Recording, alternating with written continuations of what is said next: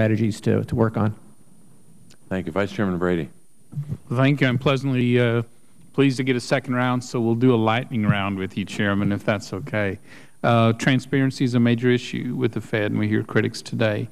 My experience, to be honest, has been you've been an advocate for transparency through the financial crisis, both in meetings here and in our meetings face-to-face as well. To that end, is there any logistical reason why the lag time between the Open Markets Committee meetings and the release of transcripts shouldn't be reduced from 5 to 2 years or less? Is there any reason we can't see that sooner? There's no logistical reason.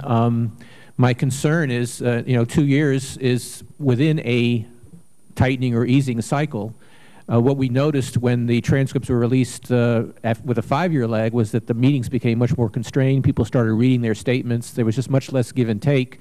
I think with that short a lag, I think you're actually going to inhibit discussion, and you may have adverse impacts on markets.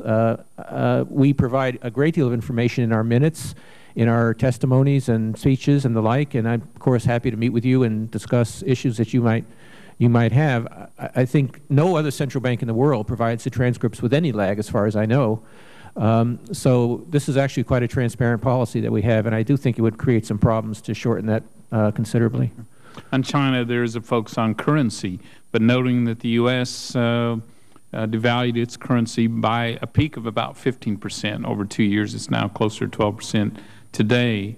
Since the driver behind the currency legislation seems to be our trade deficit, what I hear from our businesses is that while currency certainly is an issue, especially for select industries, there are a number of trade barriers we face in China, from theft of intellectual property rights, directed subsidies, closed capital account, restrictions on raw and rare export materials, on and on, choosing of national champions, on and on.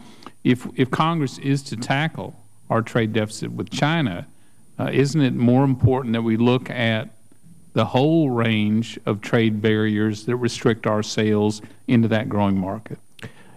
On our currency, Congressman, the dollar is about the same place it was in summer of 2008. It's gone up and down with flows of flight to safety, but not hasn't been really on a trend.